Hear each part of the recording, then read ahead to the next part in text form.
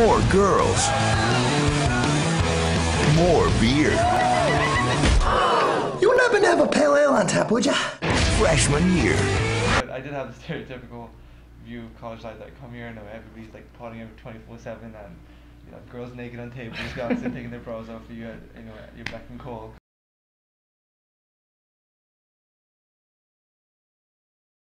Where is home for me? That is a question that, as an international student, I have to answer constantly, and it is always difficult.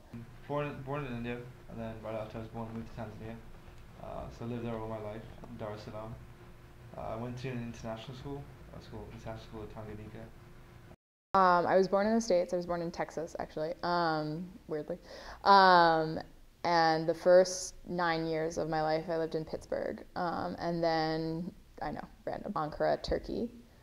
Half of 8th grade in Bethesda, Maryland.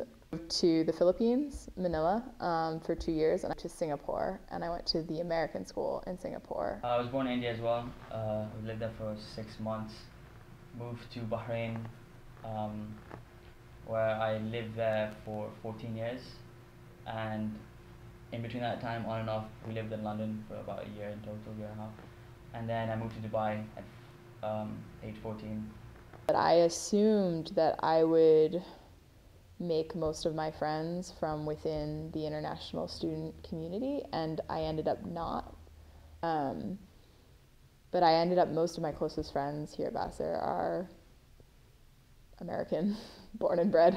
I definitely made a choice at one point freshman year that said, you know, I'm living in the States now. I'd like to hang out with Americans. I'd like to sort of reconnect with my roots in a weird way.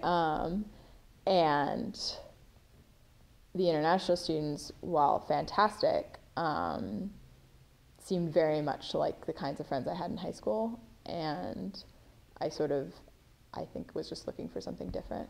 Freshman year, I screwed around so hard. Like I never went to class.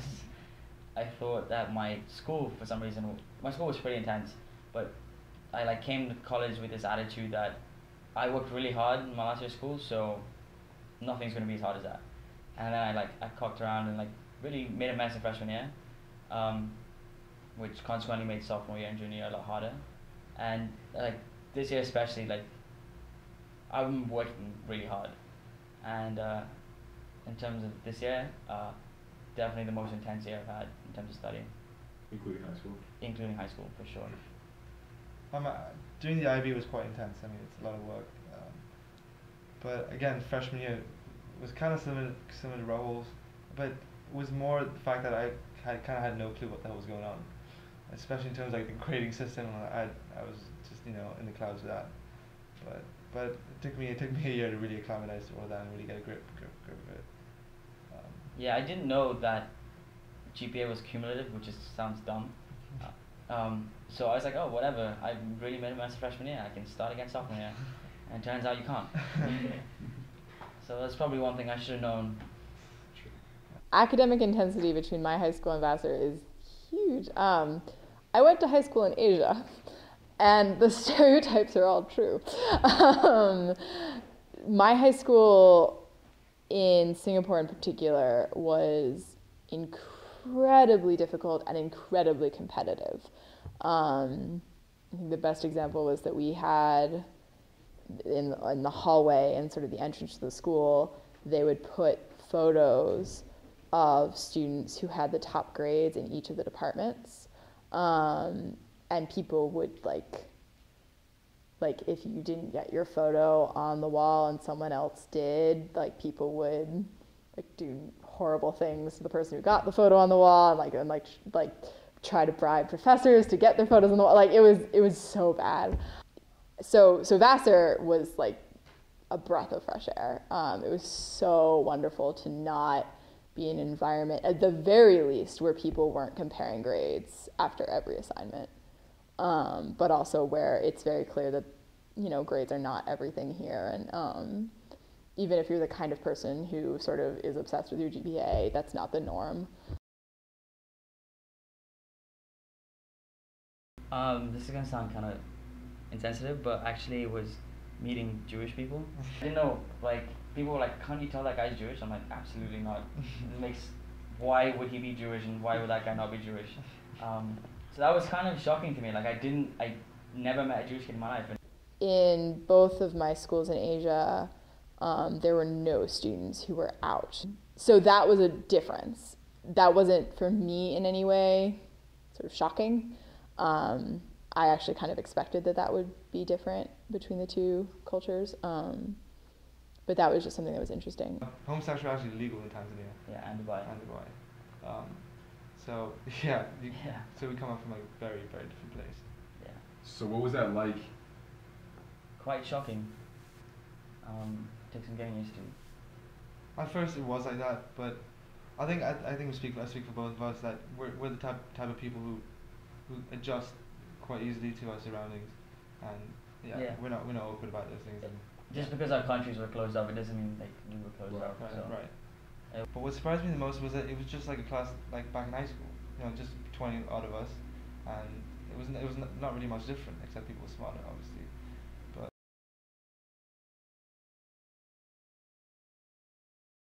back in high school, what success meant?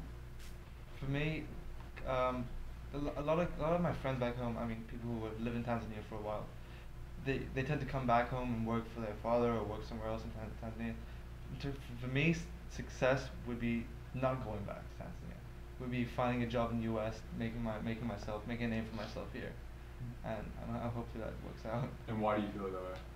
I don't know. I feel like that's the easy way out. Just going home and working for your dad or find something easy back home. Success was very much defined by grades. Having lots of cars, like pretty material, trivial things. At Vassar, I think that I've got a broader appreciation of success, especially this year living in senior housing. I've realized there's more to life than grades, and so at this point, success is when I feel healthy and have good food on the table and great friends and am academically challenged. I think that's actually preparing me quite well for the future, not in terms of like the classes I'm taking, but just in like I'm learning how to think in different ways. A professor actually said this. She's like, Vassar prepares you to think, it prepares you to understand and like interpret information when you get it quickly. And I think that's really important, especially now when things are so dynamic and like when you get a job, things are changing so quickly. You have to be able to adapt. And I think this place prepares you pretty well for that. I mean, I'd like to agree with Rahul here, but I've always disagree. Right, but I do want to disagree. I always have this feeling that coming to Vassar and going to a liberal arts school, you major in economics or something. It's such a general field, right? When you say economics, and I see a lot of my friends who go to these other big schools, and they're like focusing on marketing or like whatever, something a lot more specific than I'm doing, and I feel like they're already a step ahead of me when it comes to the real world. And I mean, I may be wrong, but I mean that's kind of the feeling that I get.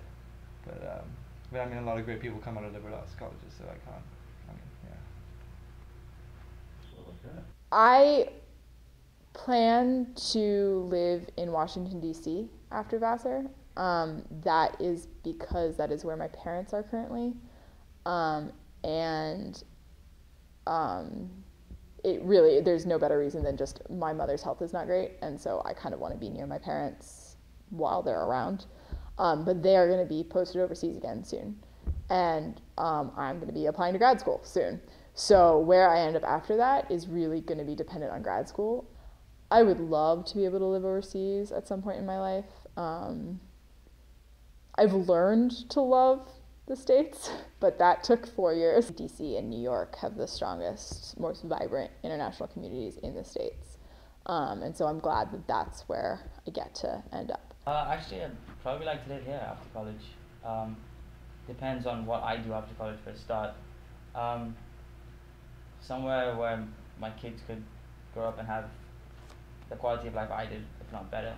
So I guess back home could be a place, but I don't know if I'd go back home now because it's not the real world where I grew up. So I'd kind of like them to grow up somewhere that where they like their experiences are real. It's not just in a little bubble, which which is what happened to me in some ways.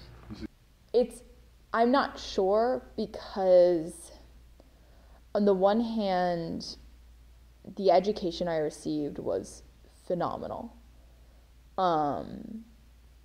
The experiences I had were incredible. I mean, and I definitely think that I think about the world differently because, you know, I know people who live in Poland and Oman and Peru, and that sort of changes your perspective when you're learning about world events or whatever. I also found the lifestyle of moving every 2 years to be difficult. And Vassar is actually the longest place I've ever spent somewhere since like Pittsburgh. And that for me has been really nice to just be in one place for a continued period of time.